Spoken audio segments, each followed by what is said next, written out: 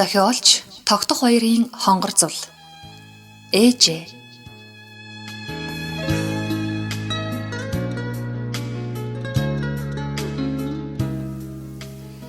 Ээжээ гэж хүүхдийн цангинсан хоолой нэхэл хатуутай час хийтэл хашгиран дуудахад мөнгөн сэржихлээ. Гэрийн дотор нам гүн, хав харанхуйд нүд тастал хаана юу байх нь мэдэгдэхгүй. Өөрийн ирэхгүй сурсан зангаараа гараа орны урдуур явуулан тэмтэртэл юу ч байсангүй цочих шиг болж халуун юмд хүрсэн мэт огцом татан авлаа. Баг охин нь өрөөндөө унтахаас айхтаа хаяа орных нь урдуур газраар ор засаад жижигхэн булцгар гараараа гарыг алдчихвээ гэсэн шиг атгаад унтдагсан. Охиноо өгүүлэн санах сэтгэл гинэтхэн огшиж юу юугүй нүдний аяга нулимсаар дүүрээд халуун аригуулан бөмбөрлөө. Эви жаахан амтан мөнгөнийг анх тэдний дэрхэд тоодгор улаан даашинзаа дэрвүүлэн гүйж ирээд өөрөмсөг гих чинь тэврээд авсан. Тэднийт ч гэж одоо бол манайх шүү дээ гэж бодмогц саяхан нулимс унагсан царайд нь инээмсэглэл тодорно. Хөөшиг харанхуйг энэ жаргалтай инээмсэглэл сүү шиг гэрэл төвлөх шиг. Мөнгөн 30 гартлаа хүнтэй суулгүй эрдэм ном ажил амьдралын мөр хөөж боловсралтай гайгүй албан тушаалгашдаг чадварлаг залуу дарга болсон ч хүний амьдралын жамаар нэгэн биеийн тал түшиг тулгуур болох хүнээ сэмхэн эрэл хийлж сэтгэлдээ хэн нэгнийг үгийлэх болжээ. Ажлын газар нь үе тэнгийн ганц нэг залуу байвч дарга гэхээрээ жирхдэг ч юм уу халтаж харьцхан цөөн. Хитрхи түрэмгий эргүүлж хоргоох нэг нь цаана ихнэр хүүхдүүдтэй юм уу? Эсвэл тогтсон амьдралгүй эм хүйстэн л харвал савааг үтэж явдаг амьтад байх учраас мөнгөний санаанд нийцэхгүй. Юуны төлөө өдий хүртэл ганцаараа явлаа.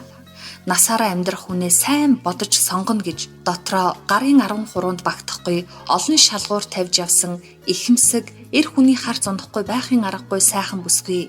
Нэг л өдөр сэтгэлийн татсан хүнээ дагаад түүнийхээ гэргий хоёр хүүхдийнх нь ээж болно гэж босхыг алхажээ. Аав ээжээс нь ахуулаад хамаатан садан найз нөхөд бүгд л хийсэн сонголтын эрс эсэргүүцэж болиулах гэж ятгаад дийлэлгүй сүүлдээ лам хар бөө удагнаар хүртэл явж үзээд цөхөрсөн байлгүй өөрийнхөө амьдралыг өөрөө мэдтээ гэд орхиж билээ. Үнэхээр ч чин зориг бүсгүй хүний хайр бахыг татаж хань нөхрөө болгоё гэж мөрөөсмөр тийм л сайхан хүн. Нэг их царайлаг биш, нүдэрээ инээсэн, тайван, цаанаал түшигтэй, цөөхөн боловч жинтэй өвгтэй, даруухан залууг ёстой дагин шиг цагаан бүсгүй жинхнээсээ хайрлаж, бусдын эсэргүүцэл ятгалгийг ч тоолгүй амьдралынхаа хань болгоно гэж зоргилсон.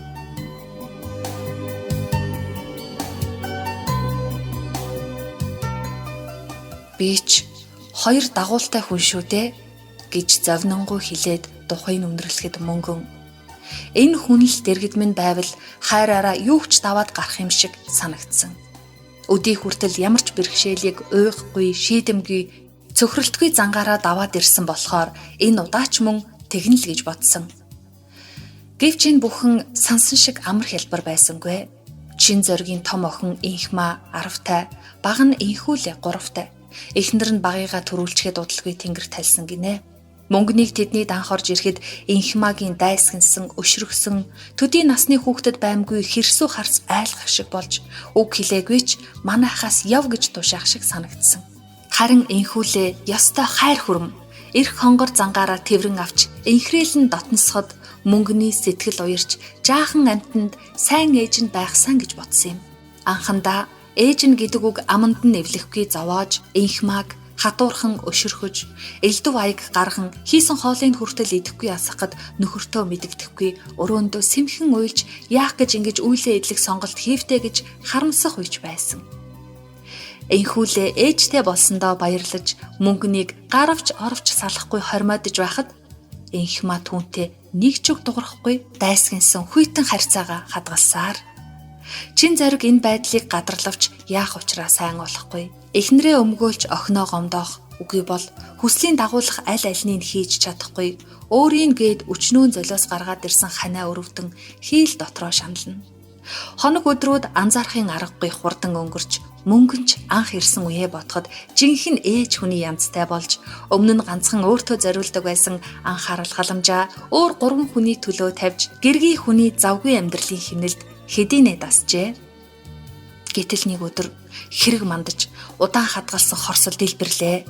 Мөнгөн инхмагийн цагаан цамцыг эндүүдэж байгаад утас дуурахад авах гэж бодохдоо эндүүгээ авахаа мартснаас болоод цамцыг төлчлээ. Учир нь тэр инхмагийн хамгийн өмсөх дуртай хайртай цамц нэмсэнж. Яг бодсончлон инхма цамцаа хармагцаа царайнд бараантан нүдэнд хилэнтэн гялалзаж аавыгаа хашгиран дуудлаа. Яасан бэ миний охин? Энэ миний цамцыг төлчлээ. Санаатаа тэгээгүй байлгүй дээ. Ээж нь завгүй байсан болохоор эндүүгээ салгахаа мартсан байлгүй дээ. Миний охин битгий уурлаа. Аав нь дахиад шинийг аваад өгье. Үгүй. Энэ санаатаа тэгж байгаа юм. Би шинийг авахгүй мэдв. Энэ цамцыг ээж минь надад авч өгсөн юм. Надад одоо шинэ цамц, шинэ ээж ч хэрэггүй гэж охин ууртай хашгираад цамцаа газар шидлэхэд чин зориг тэссэнгүй бололтой охиноо алгадаад орхилоо. Инхма нулимс гүйлгэнсэн хорсол дүүрэн харцаар хоёулан гинширдэж байснаа. Талигаач ээжийнхээ зургийг шүүрэн авч өрөөндөө ороод хингэнтэй л уйлд сонсдлоо. Инхма биш, мөнгөн алгадуулсан юм шиг толгойн дүүрч охины уйлах дуу зүрхийн базлах шиг болно. Урд нь хизээч өөр хин нэгний орон зайг эзлэн булаах гэж ирсэн гэж хормын төдийч бодлгүй өөрийн хүүхэд мэт хайрлаж байсан ч шин ээж хэрэггүй гэж заналтай хашгирах дунд нь хамаг хүчин барагдах шиг боллоо. Нэрээ би хизээж инхмагийн ээж нь болж чадахгүй шүү дээ. Яаж ч сайн хандлаа гэд төрсөн ээжийг орлоно гэж юу байх вэ гэж бодхоос урам нь хугарч хүүхдэрээ том хүн болчихсон юм шиг хэрсүү тэр охины өмнө буруутай ч юм шиг санагдаад болсонгүй.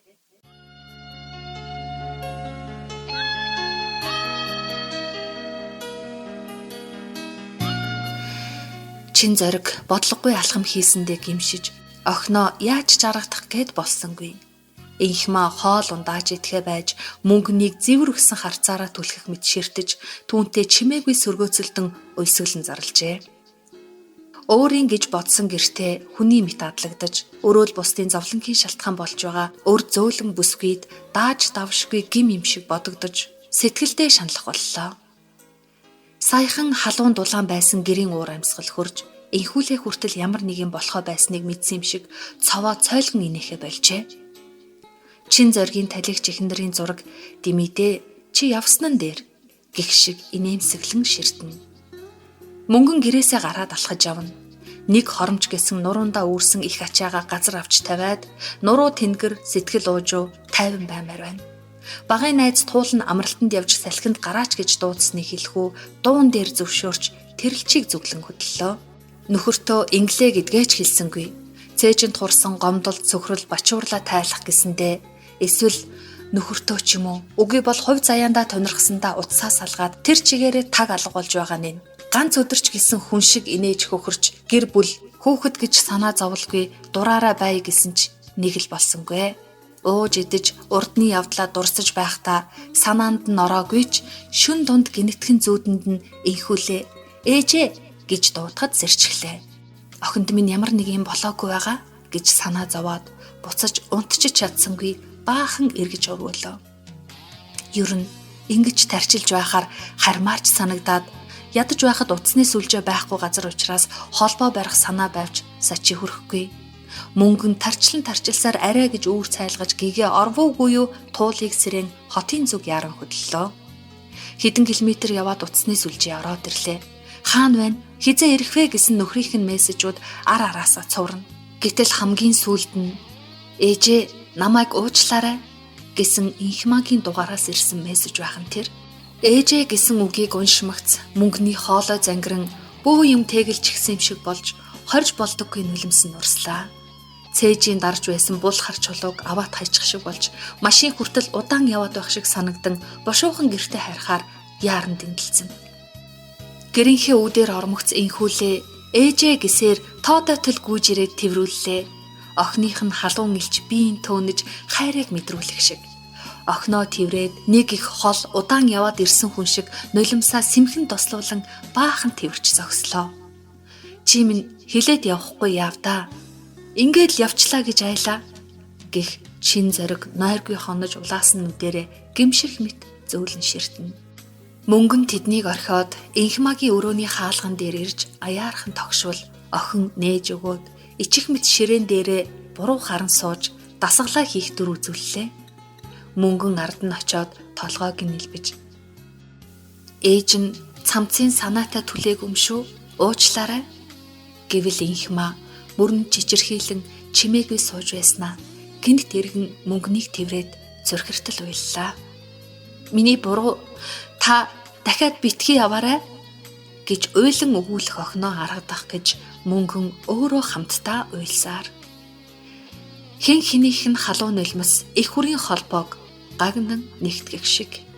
Маргааш нь тэднийхэн гэр бүлээрээ хотоос гадна салхинд гарлаа. Бүгдийнх нь нүдэнд баяр хөөр гэрэлтэн, эргэж уулзсан, эвлэрсэн хайр сэтгэлийг улам бүр бэхжүүлжээ. Огт нь голын эрэг дээрээс ээжээ наашаа ир гэж дуу нийлүүлэн цангинтал дуудахад мөнгөн тэдэн дээр очихоор инээмсэглэн үндийлөө. Тэрэл мөчөд хорвоогийн хамгийн сайхан үг юу гэдгийг ухаарлаа.